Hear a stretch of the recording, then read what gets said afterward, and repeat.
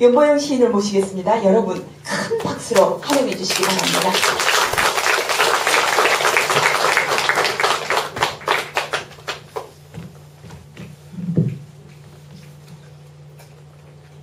반갑습니다.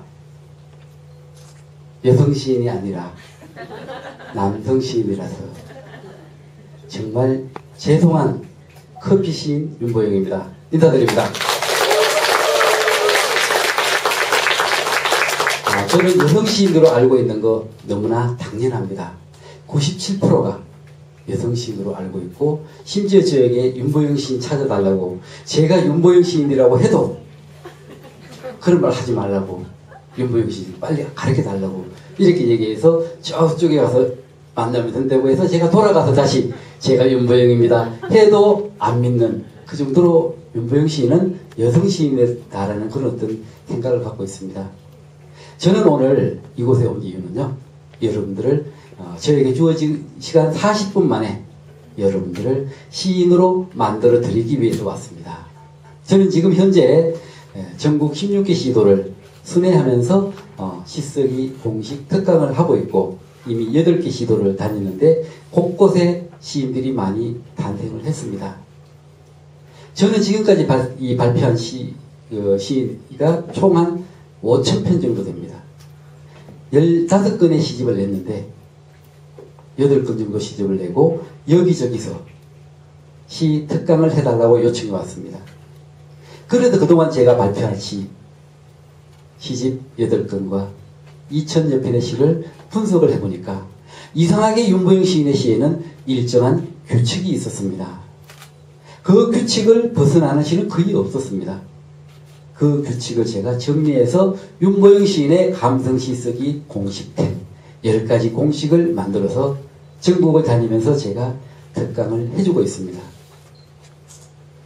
실제 72살 된 어르신께서 이 시쓰기 공식을 적용해서 8개월 만에 시집을 발간하고 한 달 만에 재판에서 지금 3판 찍어야 된다고 어떻게 해야 되면 더 좋냐고 저한테 문의를 왔습니다.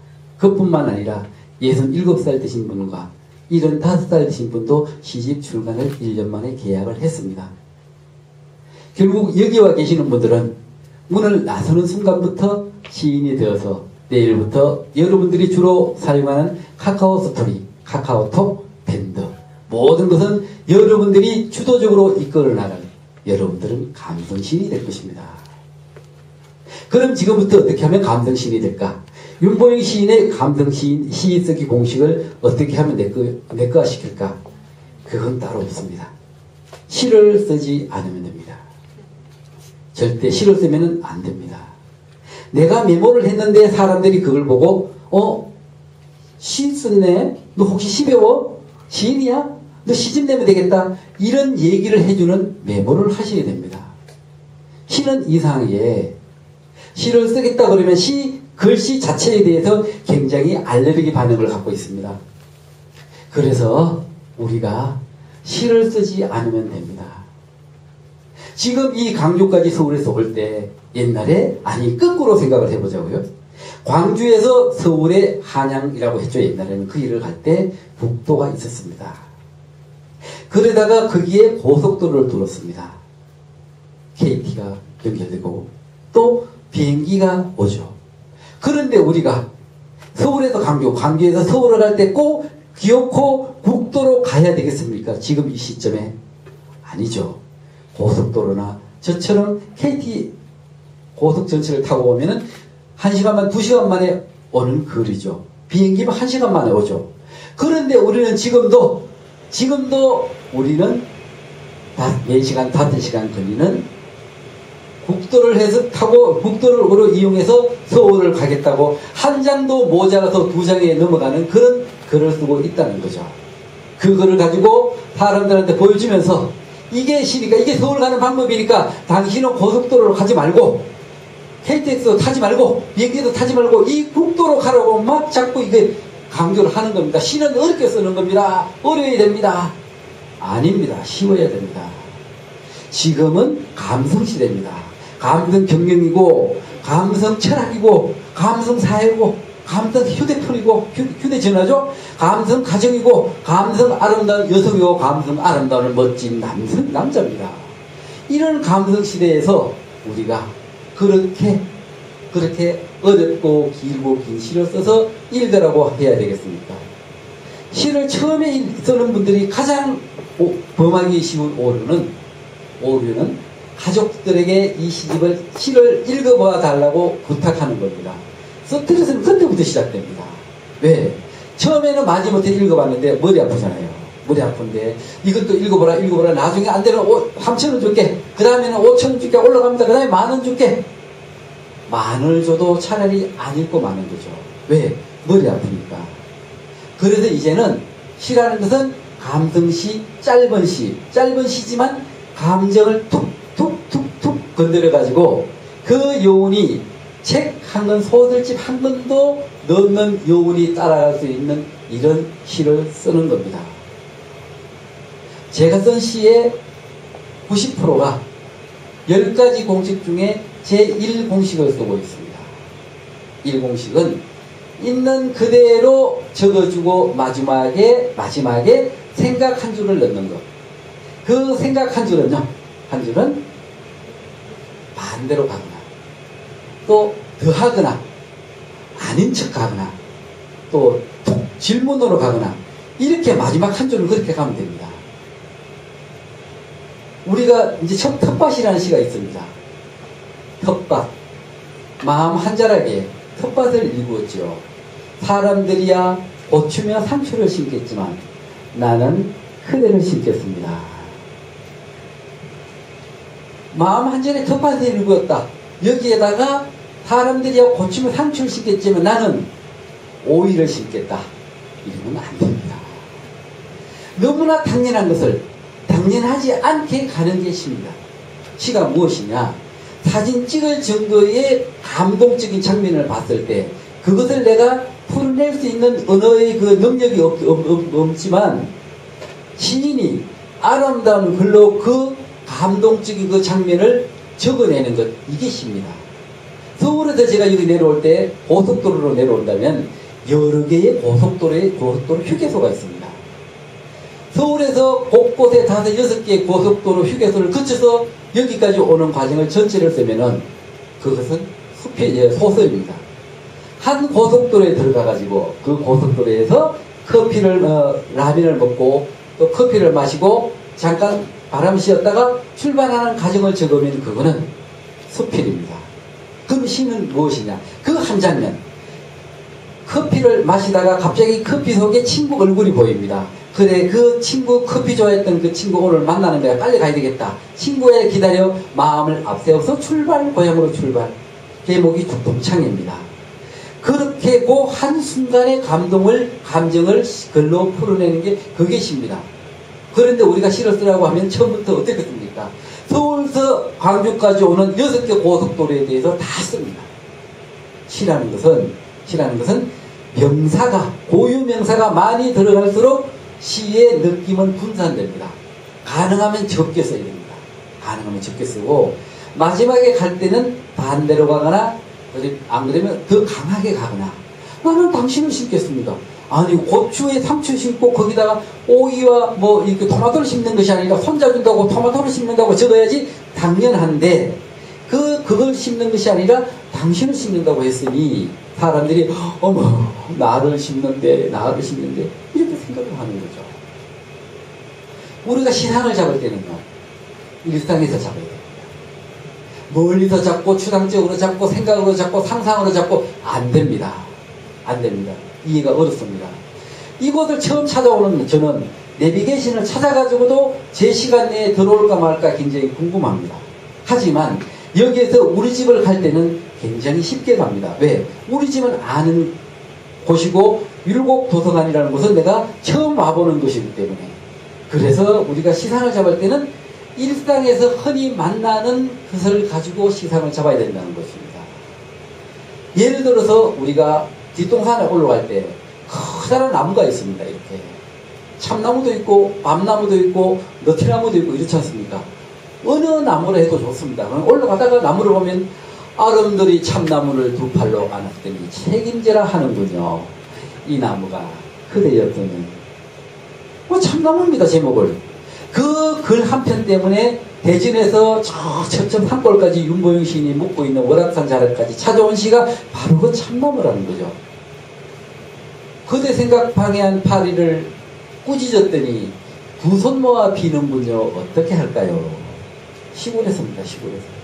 이렇게 뭐 생각을 하고 있는데 파리가 자꾸 이게 앉아요. 이렇게 쫓죠. 이렇게.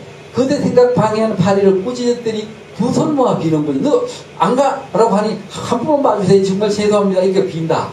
이거 어떻게 할까요? 라고 물었더니 백여명백 모든 사람들이 파리채로 잡으세요. 에피클렉 치세요. 이런 사람 한 명도 없습니다. 한 번만 봐주세요. 귀엽잖아요. 백여명백 다 그렇게 파리마저도 봐주라는 게 그게 일상에서 흔히 우리가 손을 싹싹 모아 비는 듯한 모습을 봤기 때문에 사람들이 그것을 이해를 해준다는 겁니다. 그런데 우리가 막 추상부터 해가지고 이렇게 끄집어오면은 이 시는 아무도 처음 이해를 하는데 굉장히 어렵게 생각을 한다는 거죠. 여러분들 흔히 초등학교 자녀들 학교 다닐 때 일기장이 굉장히 궁금했을 겁니다. 우리 아들이 우리 딸이 일기장에 무엇을 썼을까? 무슨 생각이 들었을까? 궁금하잖아요. 그런데 갑자기 이렇게 일기장을 들여다보니까 우리 엄마가 돈을 5만원 줘서 피자를 사서 친구들과 피자 파티를 열었는데 친구들이 너무 좋아했다. 다음에 다시 엄마가 돈을 5만원 주면 이번에는 친구들과 오락실을 가겠다. 써놔보세요. 나는 분명히 돈을 안 줬어요. 다시는 그 아이의 일기장을 보고 싶지 않을 겁니다.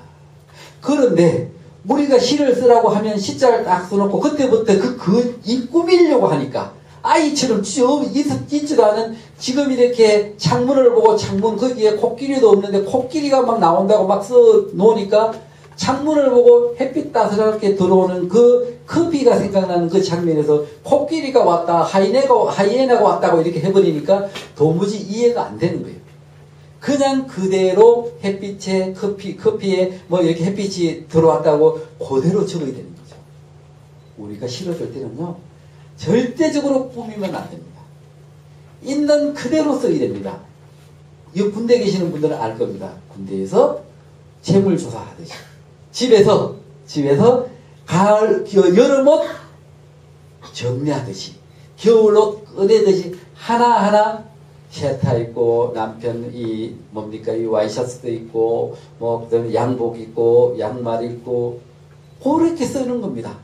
마지막에 뭡니까? 생각 한 줄 넣으면 됩니다. 내 사랑이 있고 그러면 겨울옷 정리해요. 그냥 그렇게 그대로 있는 그대로 쓰잖아요. 만약에 가계부를 가지고 시를 쓰라고 하잖아요. 가계부 딱 쓰면은 있는 그대로 쓰세요. 5월 가계부입니다. 수입 100만원, 지출 어버이날 15만원, 어린이날 5만원, 석가탄신일 7만원, 장인 그쪽 시아버님 아버님 생신 30만원 외식하고 전기요금 전화요금 해서 120만원 지출 120만원 마이너스 20만원 요거는 메모입니다. 가계부입니다. 그게 메모가 되기 위해서는 다음 달은 전략해야지 되겠다. 일기장처럼 메모를 하는 거죠. 근데 거기 시가 되려면은 그것을 당연히 마이너스 20만원이니까 당연히 전략해야 되죠. 그럼 어떻게 해야 되겠습니까? 그 당연한 것을 당연하게 풀어내는 것이 아니라 전혀 엉뚱한 방향으로 안 그러면 더 감성적으로 감동으로 풀어내는 겁니다. 이번 달은 가계부도 마음이 무겁겠다. 이렇게 쓰면 이 가계부에 대한 시를 사람들이 다 공감하는 시가 되는 거예요. 5월 가계부 마음 안 무거운 사람 어디 있습니까? 그 가계부가 가계부입니까? 바로 나죠. 저는 지금까지 시를 쓰는데 철칙이 하나 있습니다. 누구든 읽었을 때 그 시 읽는 사람의 독자가 주인공이 되는 시를 썼습니다. 초등학생이 읽으면 초등학생이 주인공이 되고 중학생이면 고등학생, 대학생이 읽으면 그 학생들이 주인공이 되고 30대, 40대가 읽으면 30대, 40대가 주인공이 되고 50대, 60대가 읽으면 50대, 60대 독자분이 주인공이 되는 그런 시를 썼습니다. 그러다 보니까 사랑, 아름다움, 그리움, 행복, 비전, 미래, 즐거움, 웃음, 꽃 이런 것만 저는 썼습니다. 5,000편을 썼습니다. 그렇게 쓰다 보니까 제 글을 읽다 보니까 사람들이 좋아요, 행복해요, 멋있어요. 저는 3가지 안 합니다. 댓글 안 달아주고, 제 정보 공개 안 해주고, 이메일에 답 안 해주고, 이 3가지 지금까지 안 해줍니다. 안 해줘도 400개, 500개 막 댓글 달리고 막 반응하고 좋아요, 반응 누르고 이렇게 합니다. 왜? 독자가 읽는 사람이 주인공이 되도록 적었으니까. 그렇게 하는데 있는 그대로 적어줬습니다. 선물, 사랑합니다. 자기 전에 이 말을 곱게 포장했습니다. 꿈속에서 만나면 그대에게 주기 위해. 거기서 뭔 꿈인 게 있습니까? 우리가 그렇습니까? 그렇지 않습니까? 자기야, 내 꿈꿔 이런 말 많이 했지 않습니까? 그죠? 그 있는 그대로 자기의 내 꿈꿔라고 쓰십시오. 그러고 난 뒤에 밑에다가 생각 한 줄을 넣으면 됩니다. 자기의 내 꿈꿔, 조건이 없이 자기의 내 꿈꿔 했을 때 뭔가 조건이 있어야 되잖아요. 어떤 조건요? 어제 내가 당신 꿈 꾸어줬으니. 제목이 뭡니까? 부탁입니다. 뭐 그렇게 쓰면 되는 겁니다. 뭘 더 이상 꾸밀 말이 뭐가 있겠습니까? 우리가 누구나 다 문학적인 감성이 있기 때문에 이렇게 걸어가다가 클로바바치를 만나면은 다 고개를 이렇게 숙입니다. 물론 총알이 날아가가지고 나폴레옹이 목숨을 건졌다는 그런 말도 있지만 네이클로바 때문에 그 네이클로바를 들판에서 찾은 적이 있습니다. 그죠? 하지만 지금은 마음에서 찾습니다. 가슴에서 찾습니다. 그대 생각이 행운이니까요. 마지막에 그대 생각이 행운이니까요만 딱 감성으로 갔지 나머지는 있는 그대로 갔습니다. 그런데 우리가 시를 쓰라 하면은 시자 딱 써놓고 문화센터에서 시에 대해서 써오십시오. 안 그러면 코스모스에 대해서 써오십시오. 그러면 코스모스 딱 써놓고 난 뒤에 끝까지 시시시시 어떻게 시시시 쓰다가 시시하게 끝나도 하나도 못 씁니다. 1시간에 가도 2시간이 되고 3시간에 가도 시시시 1시간에 시자 하나씩 써서 3시간에 시자 3개 쓰고 딱 시는 어려워 라고 없습니다. 시를 썼기 때문에 그렇습니다. 시를 절대 쓰는 것이 아니라 이제는 독자 친구들이 시를 시라고 얘기해 줄 정도 그런 메모를 쓰면 됩니다. 어떤 메모? 친구에게 문자 메시지를 보내는 그런 내용으로 시를 쓰면 됩니다. 예를 들어서 오늘 친구에 커피 한잔 하자 이러는데요. 뭐 하늘이 너무 맑고 가을이다 뭐 이렇게 외로움 타는 계절인데 오늘 같은 날은 커피 한잔 마셨으면 좋겠다. 그래서 커피 좋아하는 네가 생각나서 네한테 먼저 전화하는데 네 오늘 그 시간 있으면 나랑 커피 마시러 갈래? 내가 너들 집 앞으로 차 가지고 갈게. 이렇게 쓰면은요 이해는 하지만 그 자체를 그런 식으로 장하게 이 문자 메시지 보내지 않잖아요. 친구야 오늘 커피 마실래? 나랑. 그렇게 쓰라는 거예요. 그러니까 마지막에 생각한 줄 넣으세요. 아무리 생각해도 내가 커피 마시고 자고 할 사람은 너밖에 없다. 제목은 뭡니까? 이 좋은 날. 그렇게 쓰는 겁니다. 그냥 이 좋은 날 친구야 커피 한잔 마시고 커피 마시러 갈까? 아무리 생각해도 내가 커피 같이 마실 친구는 너밖에 없다. 이 문자를 받은 친구가 그냥 감동하는 거죠. 그거 숱하게 많은 친구들 중에 내가 가장 커피 마시고 싶은 친구라니까. 그렇게 문자 메시지 보내듯이 쉽게 쓰라는 거죠. 거기다가 막 뭐 어떡 소나기에 대한 글을 쓰는데 검은 구름이 몰려오고 바람이 불고 나뭇잎이 흔들려서 막 나뭇잎이 떨어지고 사람들이 막 뛰어가고 막 염소가 막 울고 막 비가 소나기가 쏟아집니다. 이렇게 쓰지 말라는 거예요. 그냥 간단하게 어떻게 씁니까? 하늘이 운다. 끝이죠. 뭐 그 더 이상 쓸 거 있습니까? 하늘이 울면은 소나기, 제목이 소나기고 하늘이 운다. 끝났죠. 뭐 더 이상 뭐가 쓰겠습니까? 꽃밭에 가서 꽃을 보고 꽃이 예쁜데 이 꽃을 좋아했던 니는 지금 뭐 하고 살까? 내 생각을 해줄까? 꽃도 뭐 너무 예쁜데 우리 다음에 꽃이 피면은 다시 너한테 연락해서 꽃 만나러 가야지 되겠다. 이런 얘기 그렇게 문자 안 보내잖아요. 그냥 한 줄로 쓰세요. 아니 네가 왜 여기 와 있니? 친구야. 해놓고 난 뒤에 장미꽃. 네가 왜 여기 와 있니? 이렇게. 지금은요 아까 얘기했죠. 감성시대입니다. 감성시 시대입니다. 감성시는 짧은 시입니다. 왜? 이 국민 수준들이요 지금은 호럼불 켜놓고 안 그러면 백열전도 켜놓고 난 뒤에 오동잎 떨어지는 소리 들으면서 시집을 2번, 3번 읽으면서 이 시 내용이 뭘까 음미하면서 시 읽는 시대는 갔습니다.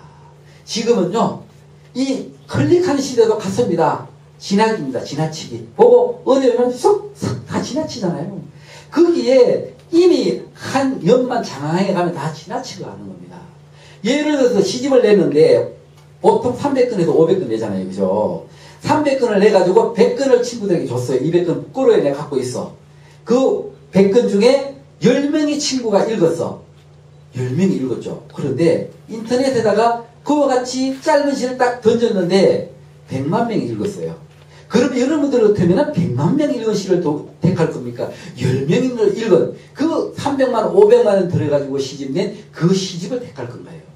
이제는요, 시대가 흘렀고 그 미래학자는 앞으로 5년 뒤에 종이책은 지구에서 사라질 거다라는 예언을 했습니다. 그런데 아직까지도 내가 시집 낼 거야, 시집 낼 거야 이렇게 할 거냐고요? 안 할 거죠. 제가요, 어떤 시 하나를 발표했는데 12월에 선보이는 시인데 한 달에 1000만 명이 조회를 했어요.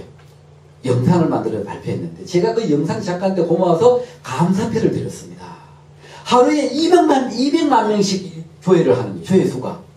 상상이 안 되는 숫자죠. 그 시 한 편으로 제가 국민시인이 됐습니다. 1000만 명이. 그것도 그 국민 중에 휴대폰 없는 사람, 어린아이들 다 빼고 또 어르신들 빼고 휴대폰을 사용하는 사람들 수를 쳤을 때 100만 명을 치면은 보통 1인당 3번 내지 5번의 그 12일의 선물시를 읽었다는 거예요. 그러니 윤보영 시인이 남자인지 여자인지 모르지만 당연히 여자일 거라고 생각하고 기억할 수밖에요. 그래서 여러분들에게 드리고 싶은 것은 있는 그대로 적어주라. 꾸미지 마라. 꾸미지 마라. 왜 감성시대라고 하냐면은 새마을금고에서 지금은 감성시대다. 영화관에 우리가 시를 영상으로 이렇게 짧은 30초 광고로 이렇게 만들 때 유명한 탤런트가 유효정 아나운 탤런트가 읽어주는 그 감성시를 봄시, 여름시, 가을시, 겨울시 이렇게 4편을 선정해서 광고를 만들자. 몇 억을 들여 만들죠. 영화관을 찾아온 시 해가지고 그걸 지금까지 발표된 모든 시를 대상으로 선별을 했는데 4편을 찍었습니다. 봄시가 나태주 시인님의 시입니다. 여름시, 가을시, 겨울시는 여기서 누구 시였겠습니까? 제가 이 사랑의 깊이라는 시화를 하나 드리겠습니다. 윤보영 시인의 우선비, 사랑의 깊이, 첫눈이 제 시가 선정이 돼서 지금 영화관에서 제 시를 광고를 하고 있습니다. 사랑의 깊이, 사랑의 깊이가 궁금해 마음에 돌을 던진 적이 있죠. 지금도 그때 생각만 하면 가슴이 뛰는 걸 보니 그 돌 아직도 내려가고 있나 봅니다. 뭐 이런 시입니다. 예, 제가 이게 줄 테니까 나중에 가져가십시오. 예. 첫눈이라는 시는 간단해요. 여기서 나는 첫눈이 오면은 만나고 싶은 사람이 있다고 생각하는 사람 손 한번 들어보세요. 제가 첫눈에 대해서 첫눈시를 제가 하나 드리겠습니다. 이 첫눈을 제가 드릴게요. 첫눈이 내립니다. 얼른 눈부터 감았습니다. 내 안에 그대 불러 함께 보고 싶어서. 그렇습니다. 이것을 대한민국에서 대표적인 가장 감성적인 겨울시라고 이 시를 영화관에서 한 계절 겨울 내내 영화를 보러 온 여러분들 이렇게 찾아온 분들에게 의무적으로 다 보여줍니다. 유혜정 아나운서가 누운 영상과 함께 딱 30초 광고를 해줍니다. 그렇게. 그래서 이와 같은 감성시대에 우리가 그런 식으로 서울 가는데 국도를 타고 그것도 뭡니까? 자전거를 타고 가야 되겠다고 주장할 것이 아니라 이제는 여력이 되면 비행기도 타고 가고 최대한 KT나 고속도로로 가야지 되지 않겠습니까? 그죠? 그거 전해드리러 제가 여기 온 겁니다. 여러분, 우리 보세요. 커피라는 시가 있습니다. 아까 들려드렸죠? 커피에 설탕을 넣고 크림을 넣는데 맛이 싱겁군요. 하면 뭡니까? 엄마가 뭘 합니까? 아가야 싱겁다 그러면 어머니 설탕 가져갈게요. 어머니 푸른 게 있습니다. 얘기하죠. 그러나 우리는 이제 시인이 되기 위해서 여기 오셨고 이제 시인이 되는 겁니다. 그러면은 이제는 그때 생각을 빠뜨렸군요. 이 정도로 들어가야지 되죠. 제가 커피시라는 스토리를 부여해가지고 커피시를 1년에 1300편, 지금 1500편 정도를 적었는데 이 시를 처음 감성시를 적을 때 97번째의 시인 커피시만한 커피시는 못 적었습니다. 여러분들이 지금부터 만약에 시를 적는다면은 이런 국민시가 나올 수가 있다는 거죠. 어떤 사람이 이 시를 가지고 패러디해서 라면이라는 시를 적었습니다. 라면. 펄펄 끓는 물에 연과 서프를 넣고 대파와 계란을 넣었는데 맛이 싱겁군요. 농부의 마음을 빠뜨렸군요. 이 시가 만약에 이분이 먼저 라면 시를 발표했다면 그분은 아마 그 시가 지금 라면, 일회용 라면 용기에 그 시가 들어가 있을 겁니다. 윤보영 시인의 커피시가 카페나 엘리베이터, 창문 이런 데 다 붙어 있듯이 그렇게 붙어 있을 거라는 거죠. 우리가 흔히 지금 여기 보면은 뭐가 달렸습니까, 이거? 단추. 좋죠. 제가 단추 드리겠습니다. 단추를 드리는데, 단추 제가 하나 드릴게요. 지금 저기 단추가 있는데 단추를 드릴게요.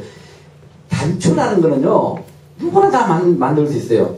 이 아이들이 단추를 떨어뜨려가지고 단추를 이렇게 달고 있습니다. 예. 단추.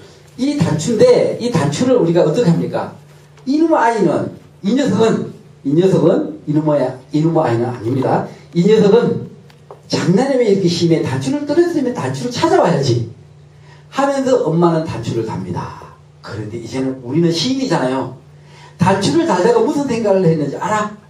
이 단추가 그대였다면 내 가슴에, 내 마음에 달았을 텐데. 이게 단추입니다, 단추. 이거 단추, 단추 얘가 드릴게요. 나중에 가져가십시오. 이렇게 단추를 달다가 무슨 생각을 했는지 알아? 왜 단추를 떨어뜨렸으면 가져와야지, 이 양반아. 이 단추가 없어서 나머지 한 장 떨어뜨려가지고 4개 단추를 3개 단추로 만들어. 이렇게 잔소리 하지 말고, 이제는, 이 단추가 그대였다면 내 가슴에, 내 마음에 달았을 텐데, 이렇게 써보라는 거죠. 이렇게. 있는 그대로 쓰십시오. 시는 꾸미면 안 됩니다. 꾸미면 아까 뭡니까? 우리 아들 일기장입니다. 거짓말을 꾸며서 적은. 내가 꾸며서 적으면 싫어하는데 다른 사람들은 적은 이 시를 좋아하겠습니까? 안 됩니다. 10,000원 줘도 스트레스 받아야 합니다. 어깨너머로 또 보다가 자기가 이 시 땡기 마음에 든다. 이 시 같으면은 내가 시집내도 되겠다. 나 지혜인지도 들을까? 내가 적금 하나 들어야 되겠어. 시집내는데 얼마 들어? 500만원? 내가 지금 3년 만에 이거 500만원짜리 들을 테니까 당신 지금부터 열심히 씻어. 이렇게 남편, 내 편 들어줘야 되는데, 싫어. 나 상관도 없어. 관심 없어. 이렇게 하라는 거 아니라는 거죠. 이렇게 쉬우니까 아내가 받아온 이 시와 여러분들 하나씩 다 들어있잖아요. 그 시화를 남편이 안에 들어가서 씻고 있는 사이에 그것을 냉장고에다가 차례로 처음부터 쫙 붙어놓고 여보 나 잘했지. 나도 좋아 이 시. 이렇게 얘기를 공감을 해준다는 거죠. 왜? 꾸미지 않았기 때문에. 일상에서 소재를 단추를 찾았고, 그렇잖아요. 그죠? 그렇습니다. 그리고 또 하나 더 예를 든다면은 답을 독자들한테 던지십시오. 내가 답을 안 해도 됩니다. 제목은 10번에 10번, 20번에 20번, 다 100번에 100번 다 수정할 수 있습니다. 사람들이, 선생님이 문화센터에서 코스모스에 대해서 적어오라 했다 해서 코스모스에 대해서 코스모스 적어서는 절대로 시가 안 나옵니다. 어머니에 대해서 5월 8일날 어버이날이니 어머니에 대해서 써오십시오라고 하면 어머니 제목 써놓고는 절대 시가 안 나옵니다. 그냥 억새가 바람에 억새가 바람에 흔들린다. 깃을 다 틀고 더 못 주어서 바람에 흔들리는 억새. 제목을 그냥 어머니예요. 바람에 다 털어주고도 더 못 주어서 고개 숙인 억새. 제목이 어머니입니다. 그렇게 어머니를 쓰는 거지, 그걸 어머니라 써놓고 어머니에 대한 내용만 쓰려면은 다 알고 있는 어머니라는 거죠. 그 독자단을 탁 던지는 게 이런 겁니다. 어쩌면 좋지라는 시가 있습니다. 이 시를 들어보시고요. 이 시에 공감이 간다면 여러분들은 박수를 쳐도 됩니다. 어쩌면 좋지. 자다가 눈을 떴어. 생각을 내보내려고 창문을 열었어. 그런데 창문 밖에 있던 이 생각들이 오히려 밀려 들어오는 거야. 어쩌면 좋지. 네, 지금 박수 치신 분들은요, 감성이 중학교 1학년 감성입니다. 그 중학교 1학년 감성을 위해서 다시 한번 박수 치십시오. 이 시가 중학교 1학년 국어 교과서에 실려있는 제시입니다. 그러니 여러분들 감성이 중학교 1학년 감성이라 할 수밖에 해요. 어쩜 좋지. 어쩜 좋지. 독자단에 톡 던지잖아요. 그새 생각 방해한 파리를 꾸짖었더니 두 손 모아 비는군요. 어떻게 할까요? 어떻게 하기는요? 봐줘야죠. 파리처럼 잡아라는 사람은 아무도 없어요. 답을 독자단에 톡 던지는 거죠. 나오는 길도 모르면서 자꾸 그대 마음 속으로만 들어가네. 어떡하지? 어떡하긴요. 계속 들어가야죠. 나온 길 생각하면은 그거는 사랑이 아니라 사기죠. 한 달 뒤에 이 사람 만나가 선물만 딱 받고 헤어져야지 하고 만나면 그거는 사랑이 아니죠. 사기죠.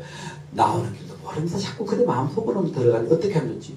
이런 식으로 어떻게 하기는요. 그냥 질문을 톡 던지는 이런 비법이 제2, 3비법이고 이렇게 10가지 공식이 있는데 윤보영 시인의 시쓰기는 10가지 중에 첫 번째 가르쳐 드렸던 있는 그대로 쓰고 마지막에 생각을 써대 생각은 당연한 것을 당연하지 않게 간다. 안 그러면 반대로 가거나 더해도 간다. 감성적으로 간다라고 한다면 여러분들은 지금부터 시를 쓸 수 있습니다. 여러분들 아마 저에게 제가 드린 이메일 들어있는 명함 받았을 겁니다. 여러분들 메모해가지고요. 제 전화번호 저장해서 광주에서 강의 들었던 예비 작가가 아니라 예비도 던져버리고 시인 누구누구입니다. 제가 이런 거를 쓰는데 이게 시인이 될 수 있습니까? 이렇게 한번 문자를 보내주세요. 안 그러면 이렇게 보내면 제가 다 이렇게 답을 해드릴 수 있습니다.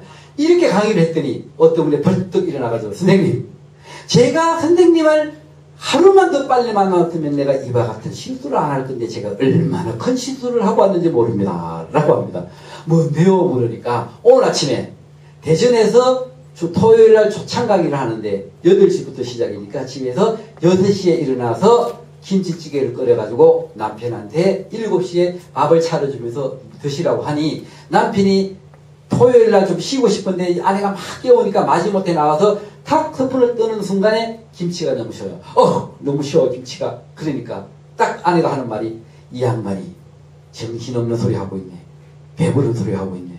그러면서 설거지도 안 하고 탁 큰 소리 치고 난 뒤에 당신 하다 치워 하고 가방 챙겨가지고 덕강들으로 왔답니다. 그런데 만약에 내가 윤보영 시인의 강의를 어제만 들었더라도 오늘 아침에 그런 상황에서 여보 제 사랑이 너무 익었죠? 이 말 했으면은 이게 박수에 고맙습니다. 그렇게 생겨요. 그래서 문자를 보내라고 했어요. 그러니까 그 문자 보내고 와서 제 옆자리에 앉아서 밥을 먹는데 남편이 아니 사람이 좀 튕기는 맛도 있어야지. 그래 내가 너무 심했지? 그래 잘 다녀와. 이렇게 문자 온 것을 가지고 보여주더라고요. 그렇게 쉽드는 거예요. 김치찌개 하고 김치찌개 너무 쉬어. 남편이 너무 쉬어. 여보 내 사랑이 너무 익었죠? 그렇게 쓰는 거예요. 박수 받는 시잖아요.